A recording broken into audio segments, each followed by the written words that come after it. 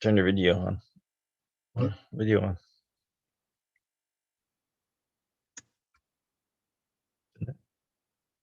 Okay, yeah.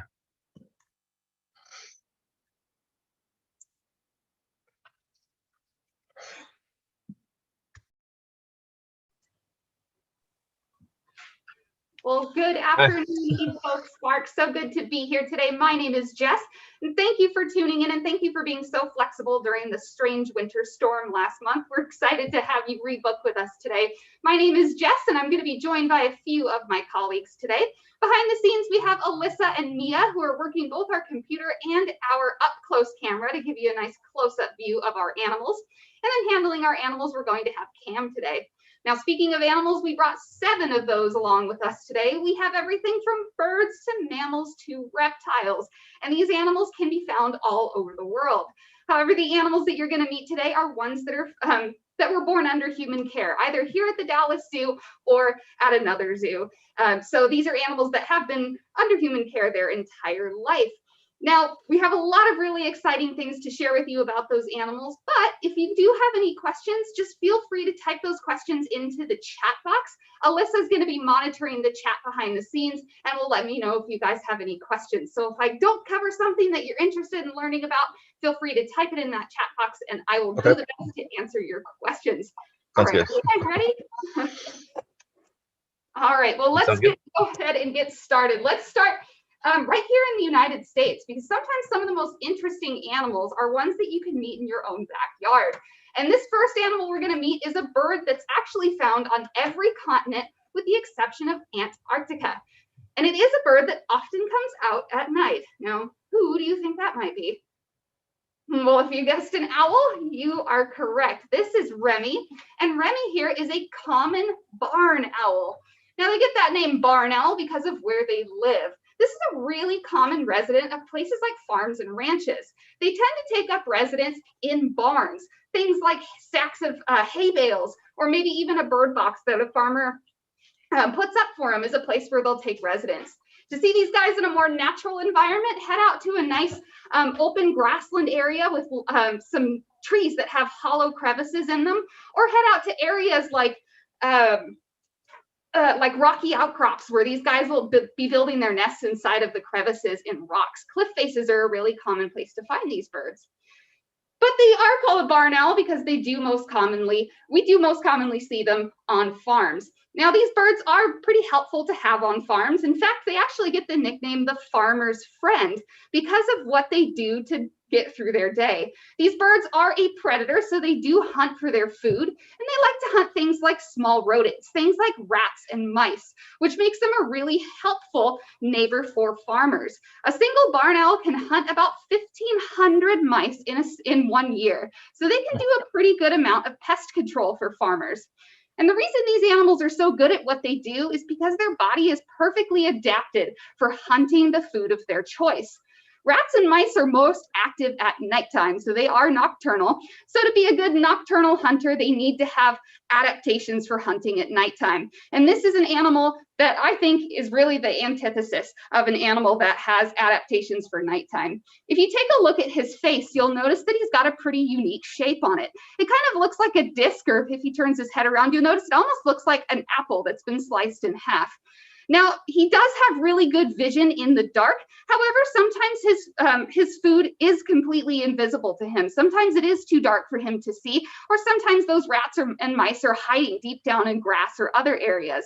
So he relies pretty heavily on his sense of hearing to find his food.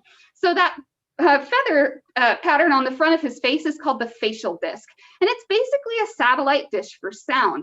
It actually directs the sound into his ears, which lie on that line right behind his eyes. So it's kind of like us putting our hands behind our ears. It's like having a set of hands behind his ears at all times. So he can hear the tiniest squeaks or scratches of the things that he's hunting.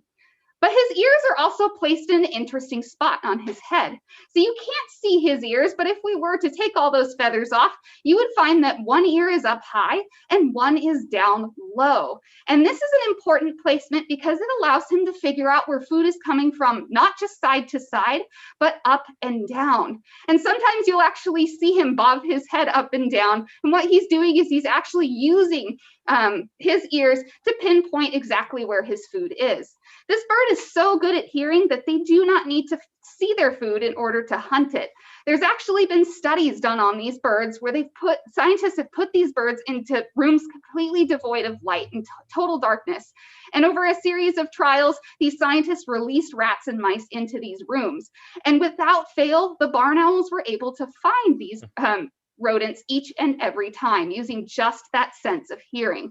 So it's a really important adaptation that makes this bird an excellent rodent hunter at nighttime.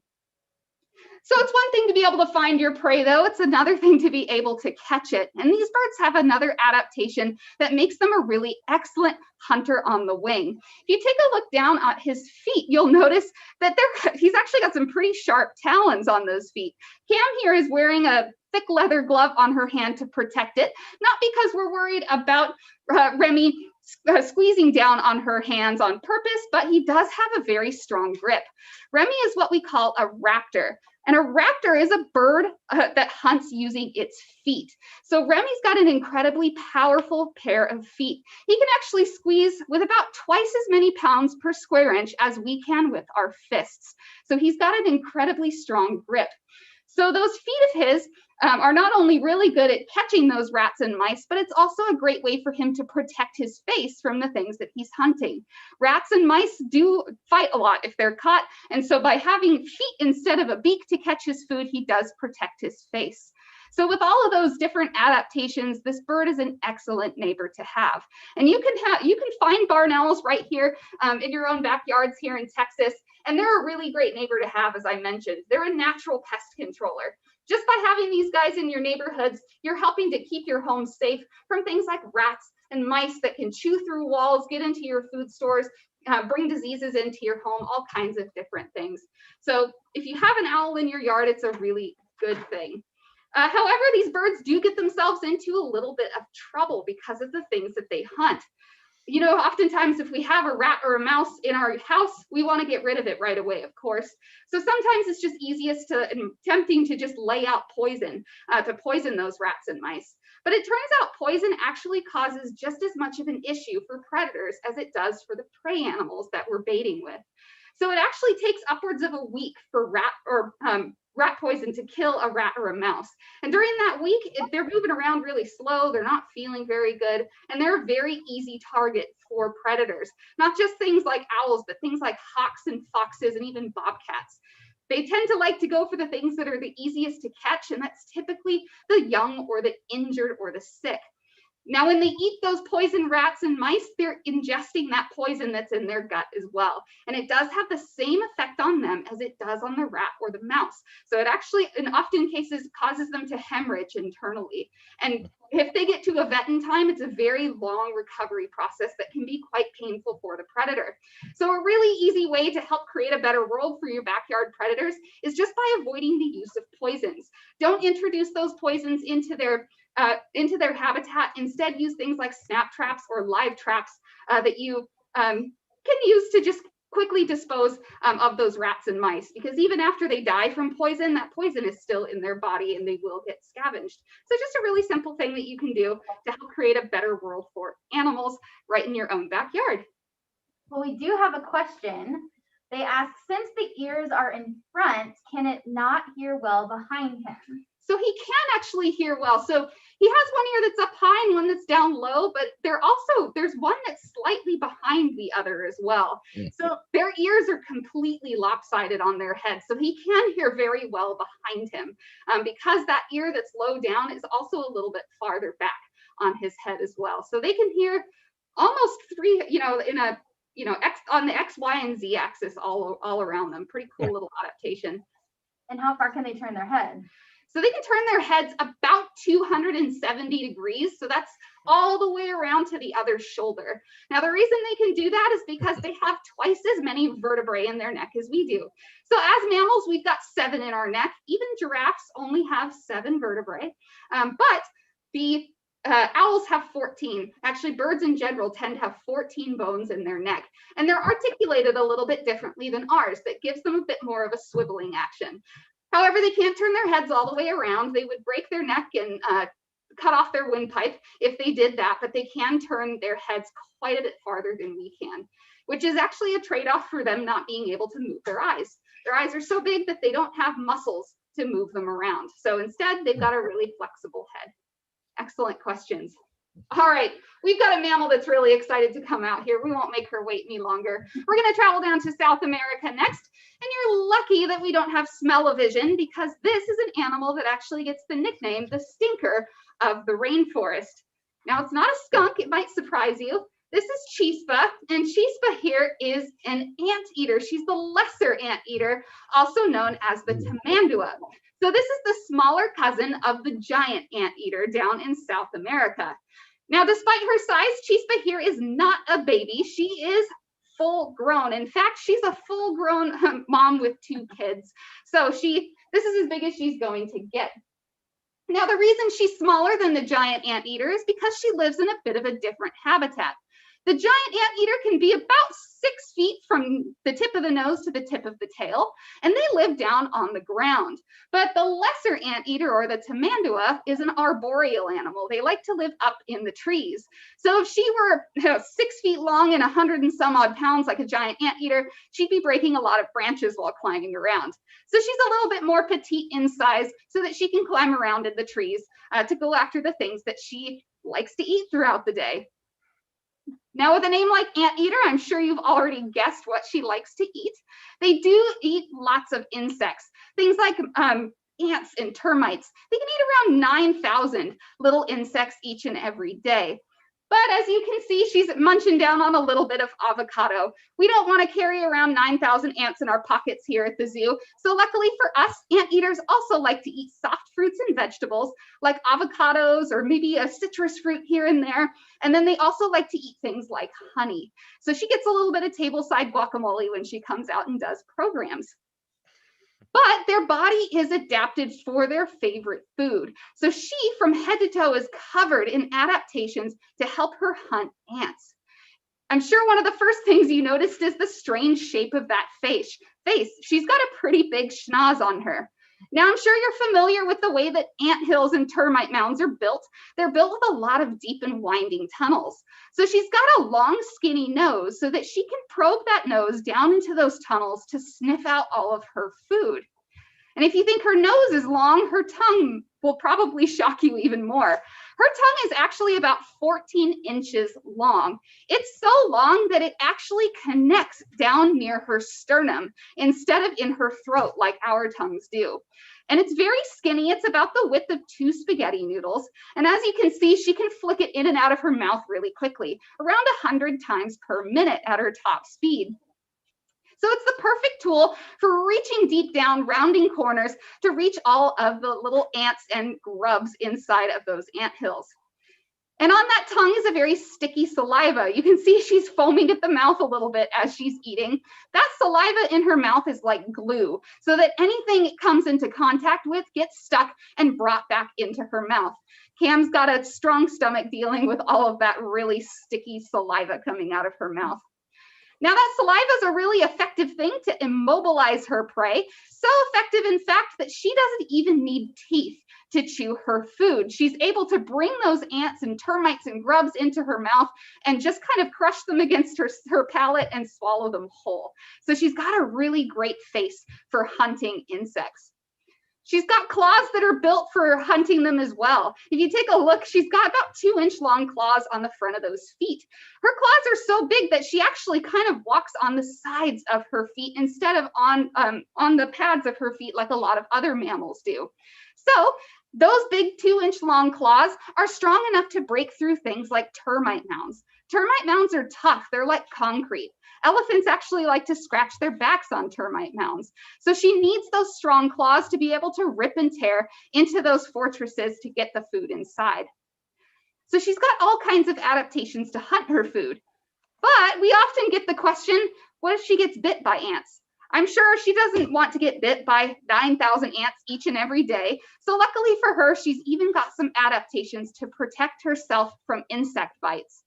She can close her eyes really tightly. She can close her nose really tightly. And she can even close some flaps in her ears to keep those ants from crawling in. But the most important defense against ants is actually that fur of hers. Now, she lives in the jungles of South America, where a fur coat really isn't needed to stay warm. So for her, that fur coat is actually a barrier against insect bites. It's really thick and it grows in all different directions, so that when she's getting swarmed by ants as she's raiding a hill, those ants cannot find her skin to bite. And instead they bite her hair, which doesn't really hurt her much, or doesn't really hurt her at all. So she can raid that anthill safely and protect her skin while she's doing it. And the other benefit of having that really long tongue is that she can save those ants as a snack for later in her fur. Her tongue is long enough that she can actually lick all the way around her body to bring in any stray ants that are crawling around in her fur later on. So a really cool example of an animal who is perfectly adapted for the things that they like to eat. She's literally from head to toe adapted for hunting those ants. A really cool animal. Did we have any questions about her? I thought I saw one pop up. Yes, you just.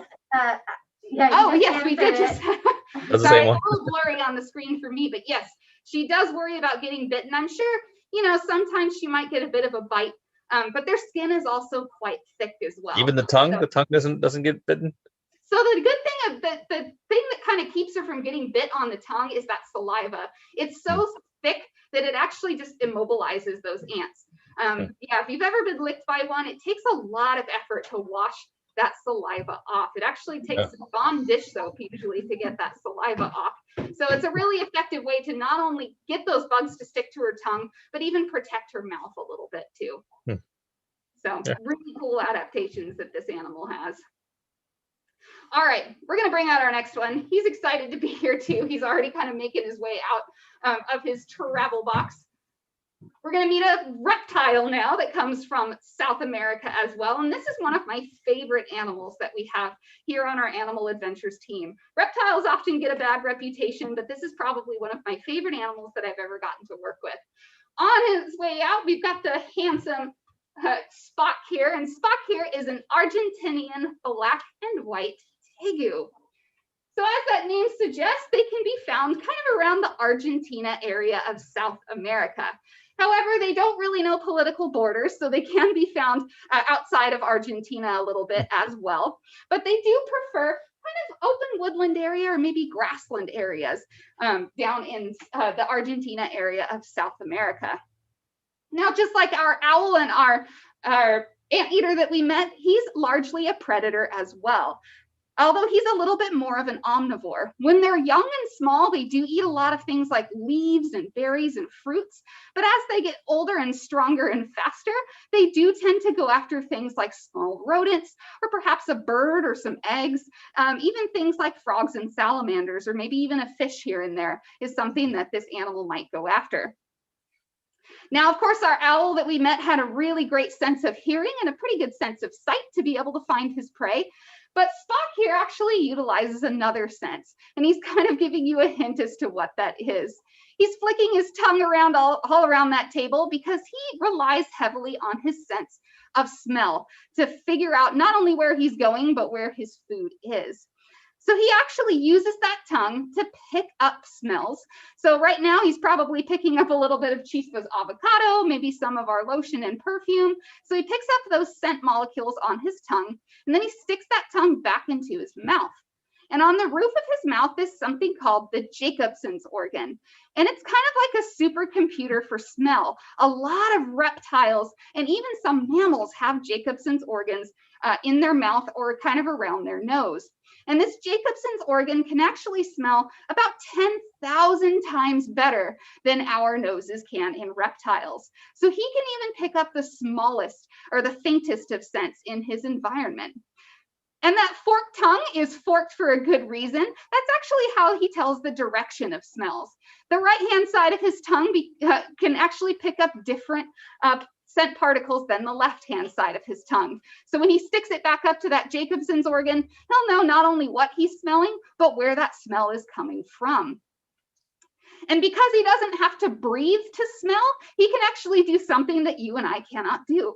he can actually sniff out his prey underwater. Now, if you and I were to try and sniff a scratch and sniff sticker at the bottom of a pool, it wouldn't end too well for us. But he doesn't need to breathe in order to smell. So as he's swimming around in the water, he can flick that tongue in and out of his mouth and figure out where his aquatic prey are hiding. So a really neat adaptation that this animal uses to find his food. And he needs to find a lot of food because he needs to keep those cheeks big and beautiful. I'm sure one of the first things you noticed about this tegu were those big fat cheeks of his. So in the tegu world, they are dimorphic. They have two different shapes. And tegu, male tegus are known for having the big fat cheeks on their face like this. The girls have a bit more of a slender, skinny, pointed face. Now these big cheeks are important for Spock for a couple of reasons. First, they're a way to make him look bigger and a little more formidable to the things that might want to hunt him. He does have a lot of predators down in those forests of South America. But those cheeks of his are also a way for him to find a mate. So he has those big fat cheeks on his face as kind of a dating ad for himself. It's a way to tell the ladies, hey, I'm really good at hunting food. Look how much fat I have in my cheeks. I'd be a really good match for you. You definitely want to get with me. So those big fat cheeks are kind of how Spock finds a girlfriend at some point in his life. Now, Spock does need to eat quite a bit of food, but he doesn't have to eat as much as you'd think. Spock here is a cold-blooded animal or an ectothermic animal, meaning that he does not create his own body heat. Now, as humans, we are endothermic. We create our own body heat, and to create that body heat, we need to get a lot of energy from our food. We waste a lot of energy every day keeping our bodies warm. But because he goes in things like sunlight or warm areas to bask when it's time to heat up, he's not wasting as much of his food energy on his metabolism. So instead of having to eat 3 meals a day like us, Spock can sometimes go upwards of a week without eating food. Spock sometimes in the cold winter months has actually gone 2 or 3 weeks without a meal because he's simply not hungry. They're really good at conserving their energy for later. It's a really good adaptation for an animal who doesn't really know when its next meal is coming. So a pretty cool little creature. I saw a couple of things come on up. Yeah, so he was asking about the cheeks. About his cheeks, and then also what kind of made his cheeks look so big. They're full of fat. So he does have pretty big jaws in his mouth. So tegus, being a predatory lizard, do have a very strong bite. And so some of that facial structure is caused by having very large jaw bones, but it is deposits of fat in those cheeks that make them so big. Spock's cheeks will get larger and smaller. They'll grow and shrink depending on how much food he's eating at any time of the year. It's one of the ways that we can physically look at him and tell if he's maybe eating a little bit too much, or maybe we need to increase his diet a little bit. Yeah. All right. We're going to move on. We got another bird that's really excited to see you all. She'll be flying in here probably at any second. But to meet this bird, we need to travel on over to Africa next. And we're going to meet one of the noisy residents of the forests of Africa. She'll be flying in any second. You might recognize her if you've seen the newer Lion King movie. This is Ella. And Ella here is a trumpeter hornbill. So if you've seen the newer Lion King movie, the Zazu character actually looks a lot more like her now than that blue and orange thing from the animated version back in the 90s. But just like Zazu, she is indeed a hornbill. And as I said, they can be found in those forests of Africa. Oftentimes we think of Africa as being nothing but open grassland, but Africa is full of a lot of really dense forests and jungles as well. And that's where the trumpeter hornbill prefers to make its home. Now she's another animal with a pretty descriptive name. She's called a trumpeter hornbill because of that shape of her beak. She's got a beak that's shaped an awful lot like a cow's horn. And if you're wondering what that bump is at the top, her beak's not broken. That's supposed to look that way. That big bump on her beak is called a casque. It's hollow inside, just like a guitar is hollow, so that when she makes sound, that sound actually reverberates inside of that beak and it amplifies and helps to carry her voice. As her name suggests, she's got a voice that sounds an awful lot like a trumpet, sometimes like a muted trumpet. And she needs to have a loud voice because she's a very social bird.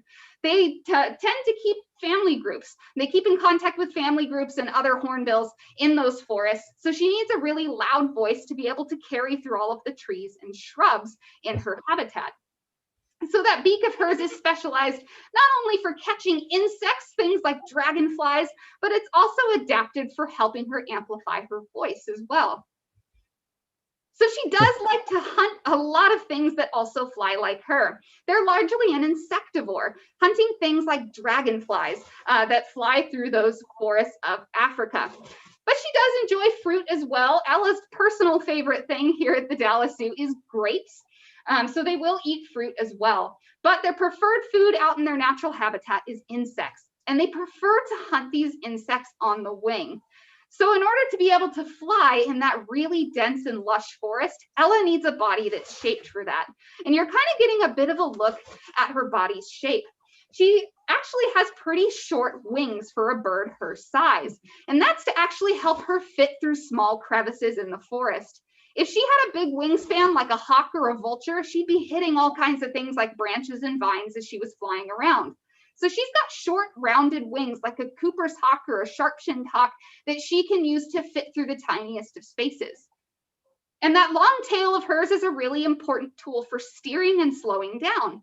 You might notice as she's flying, she kind of moves that tail back and forth to help her turn. And as she's landing, she fans that tail out to act as a braking system so that she can slow down enough to make a smooth landing. So this bird is really cool because of the way that its body is adapted perfectly for a life spent in a lush forested habitat. But one of my favorite things about this bird is their parenting style. So a lot of times, mom's kind of left to her own devices in the bird world to take care of young. But these guys are actually really good parents and they do some pretty great teamwork. So kind of like the barn owl, this bird prefers to nest in crevices and things. They actually like to build their nests inside of the hollow parts of a tree. So mom and babies are in that nest inside of the tree, but what they do to protect the young is they actually seal up the hole of that tree trunk until there's only about a dime-sized hole left in the front of that tree. Now that's a really good way to protect mom and babies from predators like snakes or cats or other things, but obviously mom and babies are stuck in there with a tiny hole. So it's actually dad's job to go out every day and hunt for food and bring it back to the nest for mom and babies. So he passes food through that tiny hole to help keep mom and babies healthy and growing. And then he even takes the trash out too. Mom passes in the waste through the hole. So hornbill dads are actually really hardworking parents. They do a lot of great co-parenting with the mom to make sure that those babies grow up safe and get all the nutrition they need to grow up nice and strong. I saw that they eat at such speed. Yes, she does eat very quickly. I kind of think of her beak as being a bit of a pair of chopsticks. She can actually catch things in the air pretty impressively. So they do eat very quickly. She's very quick and she's very precise with that beak of hers. It's a really great beak shape for an animal that prefers to hunt its prey on the wing. And then we also have a question asking about where the father bird would stay while the mom and the babies are in the tree. I would hope that he would I would think that he'd probably stay around on the branches somewhere. Sometimes though, those hornbill dads can have multiple nests that they're tending to. So if food's abundant and there's lots of ladies around, sometimes dad will have multiple nests that he will visit and bring food to. So, but I would imagine he'd probably hang out close by up in those branches near that hole. Pretty good to stay close to home. And how old is Ella and how long can she live? So Ella, I have to cheat a little bit. She's 10 years old. This bird can actually live quite a long time under human care. So in ideal conditions, these birds can live around 20 years. So she's really about only halfway through her expected lifespan. However, there's a lot of factors that go into that. Out in their natural habitat, you can easily shave several years off of that because they're having to hunt their own food. They don't get to see the vet every day. So it's hard to say an exact number for how long an animal lives in its natural habitat, but on average, under human care, around 20 years or so for this species. Good question. All right. I'm not going to make Cam carry this heavy animal any longer. We're going to meet probably my favorite animal here at the zoo, and he's actually the most sharply dressed member of our Animal Adventures team. I'm sure that gave you enough of a hint. On his way out, we've got Nigel, and Nigel here is a prehensile-tailed porcupine. So this is the type of porcupine that you can find down in Central and South America, but they're a pretty close relative of our porcupines here in the United States. So in the porcupine world, there's two different kinds of porcupines. There's the old world porcupines that you can find in places like Africa and India. And then there's the new world porcupines, the ones like the North American porcupine and the prehensile-tailed porcupine that live in the Western hemisphere of the world. Now he gets that name prehensile-tailed porcupine because of that lovely tail of his. So just like our anteater, this is an arboreal animal. He prefers to spend his time in the trees. So to be a good climber, he needs a long, strong tail to grip onto the branches. His tail is actually strong enough that he can suspend his entire weight from that tail of his. And he does weigh quite a bit. He's over 10 pounds. So he does have a really strong tail. But we don't know porcupines for those tails of theirs. We know them, of course, for those quills. And Nigel here is covered in roughly 30,000 quills all over his body. Now, being in the forests and jungles of South America, he's got a lot of predators to worry about. He's got things like jaguars, he's got eagles, all kinds of things that would want to turn an animal of this size into a meal. So he protects himself with specialized hair all over his body. Those 30,000 or so needle-sharp quills that cover every part of his body with the exception of his nose, his belly, his feet, and the tip of his tail. Now, have you guys ever heard before that porcupines can shoot their quills? Yeah. Don't worry if you believed it. I actually didn't know this until I was an adult. They cannot shoot their quills. Their quills are a type of hair. It's just a modified hair. So they can shoot their quills about as well as we can shoot the hair out of our heads. So not at all.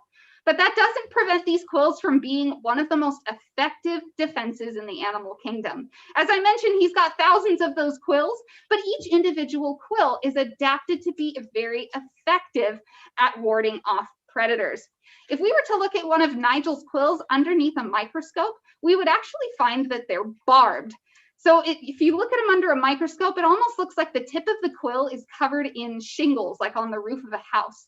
And these face away from the tip of the quill so that when the predator makes contact with one of those quills, they pull away with quills left inside of their body. Those quills leave the follicle really easy on Nigel, but they don't leave the skin of predators very easily. It takes a bit of force to pull those out. So if Nigel were to get approached by a predator, he would get goosebumps all over his body. And if the predator decided that he wasn't scary looking and wanted to continue to pursue him, Nigel has the ability to whip his backside around pretty quickly to make contact with the face, neck, and belly of the things that are hunting him. So Nigel's got a really effective way of protecting himself. He can even potentially protect himself in the long term. So there's been some studies done on the North American porcupine where they've found that things like cougars have actually died from quills that have migrated into their body. So as predators move around with quills in their skin, those barbs keep the quills from coming out, but they also make it easier for the quills to dig in further. And the North American porcupine actually has an antibiotic layer on their quills that keep the predator's body from rejecting it. It doesn't actually push those quills out. So instead, those quills can migrate into the body, sometimes deep enough to puncture a vital organ. And there's actually been cougars that have been found with fatal injuries from porcupine quills making their way in. So not only is this really effective in the short term, but it's also effective in the long term for these guys. A lot of porcupines actually die of old age out in their natural habitat. This is an animal that lives almost as long out in their natural habitat as they do under human care because there's not a whole lot of things that effectively hunt them.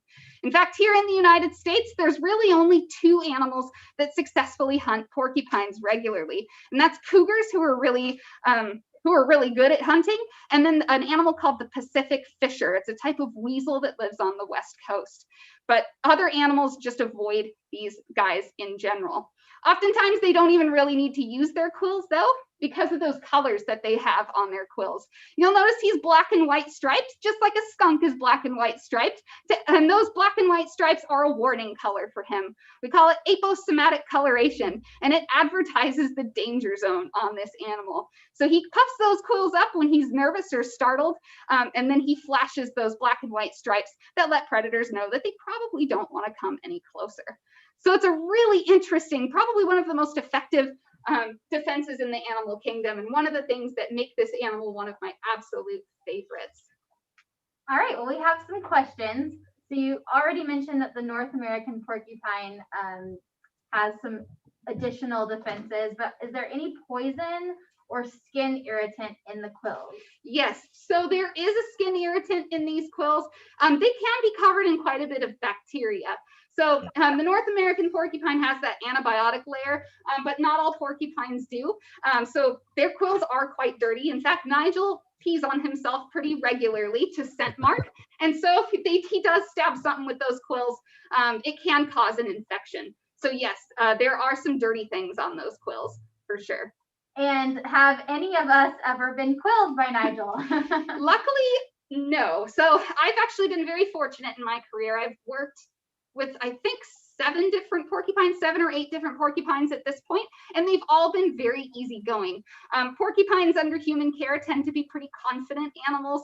Of course, you know, working with these animals in a close capacity like this, we want to make sure that they're having a good time, and we keep that positive relationship with them. But no, I've actually, the only time I've ever gotten a quill in my skin was actually while I was cleaning. And what I did was I reached for a pile of fur without looking close, and I ended up getting a bunch of quills in the palm of my hand. But I worked closely with a lot of porcupines, and knock on wood somewhere in this room, it hasn't happened to me yet. But we keep a real positive relationship with our animals. We never make them do anything that they don't want to do. And of course, they really enjoy their job. They get lots of reinforcers, lots of treats like you saw Nigel getting. So they're comfortable. And when they're comfortable, they don't really feel the need to defend themselves. But we do wear extra protection. You know, she was wearing those, Cam was wearing those welding gloves and that long jacket. Sometimes Nigel loses his balance and leans into things. So we want to prevent accidental quilling, but never on purpose. Nope. And would a honey badger be a predator of this porcupine? Probably. They're a type of weasel too, and they do have a really thick skin. I would imagine the honey badger could probably do some damage to a porcupine. They're going to be encountering the African crested porcupine though. So they could probably go after those a little bit easier. Those porcupines only have quills on their backside, and although they can run backwards as quickly as they can run forwards, I know that honey badgers are real smart and ruthless, and I'm sure that they could they'd stand up to the challenge. Like pretty mean things. Yep, exactly. All right, we're gonna travel on back to Africa, but we're going to go over to the island of Madagascar next, and we're going to meet one of the largest animals that can be found on the island of Madagascar. Of course, we know Madagascar for the lemurs, but there's a lot of other animals that call Madagascar home as well, including a really interesting reptile. So on her way out, we've got the lovely Tana here. She's pretty heavy, so Mia's going to put her right down on the table. She's about 35 pounds, but Tana here is a radiated tortoise. So the radiated tortoise is one of the largest animals that you can find out on the island of Madagascar. Tana here is not quite at her adult size yet. She's got some growing to do still. She could probably reach, what is it, around 40 to 50 pounds at her top weight. So she is going to get quite large. But Tana here is only 13 years old, which means that she's got some growing to do up until she reaches potentially her 80s to even 100 years old. But Tana here is called a radiated tortoise because of that beautiful shell of hers. It looks like she's got little rays of sunshine radiating down that shell. Now, that shell is important for her for a couple of reasons. That shell is a really good way for her to protect herself. As she grows, that shell grows along with her. It's part of her body, and it grows thicker. You'll notice that she's got little rings in her shell. So as her shell grows, she grows a new ring, and over time, that shell grows thicker, and it's kind of like wearing a helmet on her back. She can fold her head and her legs underneath that shell to protect her from things that might want to turn her into a meal. But scientists actually think that the shell was evolved to help turtles and tortoises dig. So all turtles and tortoises dig at some point in their life, whether it's to dig a nest to deposit eggs or dig a burrow to hide in. Now, if you're digging all day long like that, it can put a lot of strain on your back. Some people who dig, work construction sometimes like to wear back braces to help themselves dig without as much strain on their spine. Well, that's essentially what this shell does. It's kind of like having a back brace on at all times. Her spine is actually embedded in that shell. It's part of her skeletal structure. So it actually helps prevent torque and strain on her spine as she's digging. And it even helps to give her a little more digging power with those front feet of hers. So they use that shell not only for protection, but it even has the added benefit of helping them dig for things. Now that shell is really important to her, but this is an animal that can get into a bit of trouble because of that shell. This is an animal that is highly trafficked. They're one of the most highly trafficked reptiles in the world because of that beautiful shell. They can be sold for things like decorations, medicine, the pet trade. So this is an animal that is very commonly poached in Madagascar to the point where they're actually a critically endangered species. In fact, just a few years ago, there was a house that was discovered on Madagascar with 10,000 of these tortoises inside of it. One house with 10,000 radiated tortoises. And these tortoises were getting ready to be shipped out all over the world for various purposes.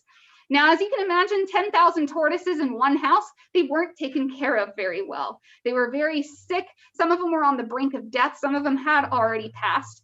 But this was a really great conservation story and one that the Dallas Zoo was able to participate in. So a local organization called the Turtle Survival Alliance reached out to different zoos and wildlife centers and asked for help. And the Dallas Zoo was able to answer that call. We were able to send zoologists, vet staff, vet techs, as well as medical supplies to go and help nurse these animals back to health with hopes of releasing them someday back out in their natural habitat. So actually, just by tuning in today and booking this program, you guys are helping us to create a better world for animals, just like radiated tortoises all over the world. The Dallas Zoo is a nonprofit, which means that a portion of every dollar from admission to programs like this, portion of every dollar goes directly into conservation.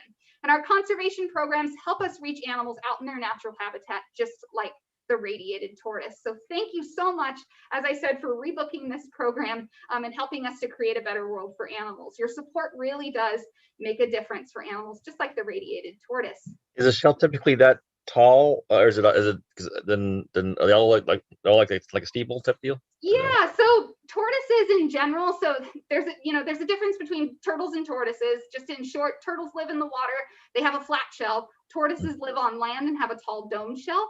Now that shape is really important. That's how she gets back on her feet. So tortoises can sometimes try to climb things and they trip and fall, or when they fight with each other, they flip each other over. So that tall dome shell, she can rock back and forth and get herself back onto her feet. So that is the shape for a reason. Okay. Yeah. So it does help her stay on her feet. Great question. That's not one I get very often. So thank you for changing it up a little bit. All right. Now, speaking of conservation stories, we're going to bring out one of our major conservation focuses here at the zoo. We're going to introduce you to our last bird of the day. This is the best dressed animal here at the Dallas Zoo. She's got feathers that not only are great for swimming, they're great for looking pretty snazzy as well. This is Sid, and Sid here is an African black-footed penguin. Now, it is an animal myth that penguins live where it's cold. There are around 18 different species of penguins in the world, and only a handful of them actually live or migrate to cold places. Those cold weather penguins are really just the ones that typically get the good movie deals. They're the ones that we always see on TV. But most penguins are like Sid here. They like warm places. So Sid is found on the beaches of South Africa, where those temperatures can get to be over 100 degrees during the day. So other penguins like to live places like the Galapagos Islands, New Zealand, South America, places where it's nice and toasty warm. So she prefers those hot beaches. In fact, we actually like to say she's got her sandals on. She's got naked feet so that she can keep herself nice and cool as those temperatures rise. So these penguins are perfectly at home here in this Texas heat. Now, being a penguin, she is indeed a bird. She's covered in feathers, but she uses those feathers to swim instead of helping her to fly. This is a bird that prefers to spend its time in the water because its favorite foods are things that are aquatic as well. Penguins can eat things like small schooling fish, things like herring and capelin, but they'll also go after things like jellies or squid as well. So she's got a body that's built for swimming. Flippers like a duck to help her paddle through the water, a bullet-shaped body to help her glide with very little drag.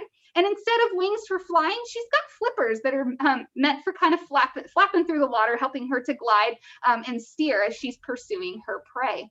She can actually swim over 10 miles an hour, which doesn't sound very fast, but Michael Phelps tops out at around 4 to 5 miles an hour. So she can swim twice as fast as one of the most heavily decorated Olympic swimmers. So a really quick little bird. But as I mentioned, this is a conservation focus as well. So this is an endangered species, just like the radiated tortoise that we met. In fact, we've actually lost over 99% of this species in just a few decades. And that's because their nesting habitat is disappearing. Now, unlike those cold weather birds in Antarctica, they don't lay their eggs they don't keep their eggs warm on their feet.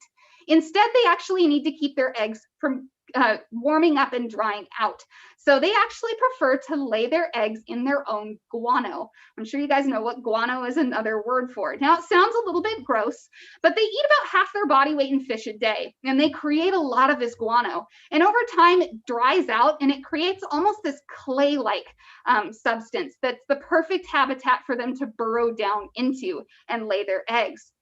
But I'm sure some of you might be gardeners, and I'm sure you know that guano is a really good fertilizer. Especially, it's especially rich in nutrients when it's a fish-eating species that is creating that guano. So what's happened is their guano has actually been mined on those beaches, and it's been mined so quickly that the penguins don't have enough time to actually replace that guano. So they've lost their nesting habitat, and without those nests, they're not having babies, and we've lost a devastating amount of them. However, this is a conservation issue that actually has a lot of hope. And the Dallas Zoo is participating really heavily in this project. So we've actually got a guy here at the Dallas Zoo. He's our assistant supervisor of birds. His name is Kevin Graham, and he actually developed a fiberglass igloo that mimics the same temperature and humidity as a natural guano nest.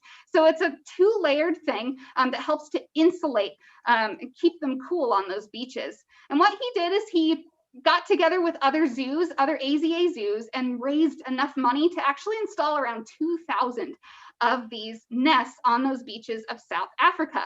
And these penguins were really desperate when they showed up. So desperate, in fact, that about 90% of those nests actually had penguins inside of them. I heard some stories that as they were installing them, if you were to put one of those nests down and not pay attention, penguins would run in. That's how desperate they were for places to lay their eggs. So super successful. In fact, about 60% of those nests that they installed had babies come out of them, which is around the same amount as those natural guano nests would produce. So it's one of those conservation projects where there's a pretty clear solution to the issue, and one that we can actively help with here at the Dallas Zoo. So again, you guys, just by booking this program, are helping to support conservation projects like this. We wouldn't be able to go out to places like Africa to help these birds if it wasn't for support from zoo patrons like you guys. So thank you again for helping us out. Oh, I see a question here. Yes. So he was saying that he watched a program on the History Channel where there is an island with the richest in the world per capita because they mined all of their guano, but then the citizens eventually lost it all because of bad investments. Do we know which island it was, or if it was this penguin? I don't know, actually. It could certainly be. Admittedly, I don't know a ton about other species of penguins, but if it's penguin guano that's been mined at an alarming rate, it is very likely the African penguin.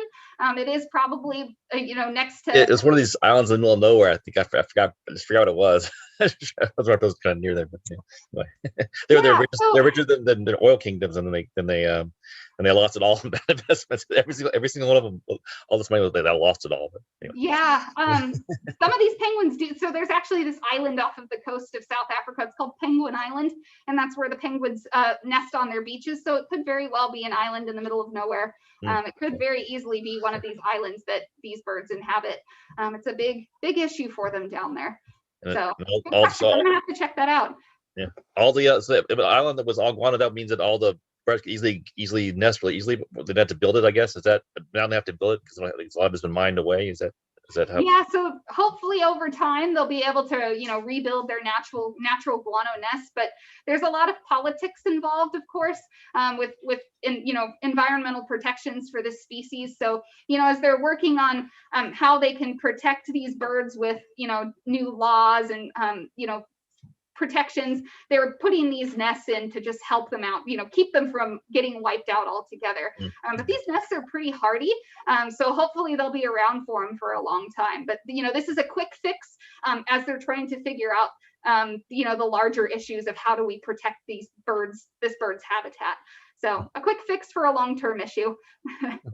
Good question. Sometimes you need to kind of take those drastic measures, and luckily he was able to engineer something that helped these birds out. So really great thing. Well, and the other thing is, before there were millions of pairs of these birds, so their guano was able to collect a lot more quickly. Now there's only like 10,000 pairs of these birds. Forever.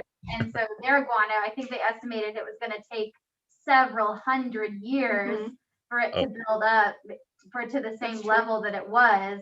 So it's going to take a long time before their natural guano, if ever, is able to be built up again. Yep. I mean, that's, For thousands persistent of years of protection at the guano. same time.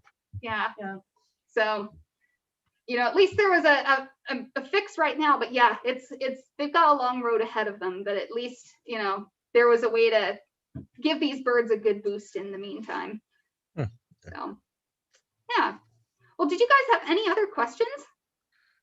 No, that was a great presentation. That some of those animals you never ever think of. So Yeah, we do have we've got about 55 different animals in our department, and a lot of animals are ones that you don't often get to see in zoos. In fact, a few of our animals that we have in this department are ones that aren't on habitat in other parts of the zoo. So booking one of these programs, you even as a person who's been coming to the Dallas Zoo their whole life, you might get to see something that you otherwise wouldn't get to see at the zoo. So we're very fortunate to, have a wide array of animals that we can show folks, but also ones that have really good conservation messages behind them. So, yeah, I feel very fortunate to be part of that, and I'm glad you all enjoyed it. I'm waiting for this pandemic to get over so I can go see things in person too. So Yeah, well, we are open. We're still requiring masks here on site. So even though Texas doesn't have the mask mandate, we are still asking folks to wear masks inside the park. And I think we're still operating at 75% capacity. So we're doing our best to, ensure that our guests have a safe experience while they're here. So we are still open if you do feel like coming by. Yeah, we would love to have you here. So we are still open, and we're mostly open air here too. So the tree you're outside. So yes, exactly. I want to thank you very much. We had a great time, and it was a great presentation.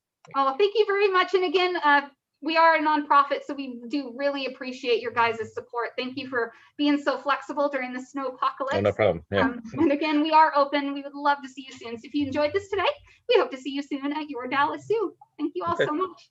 Thank you very much. Bye-bye.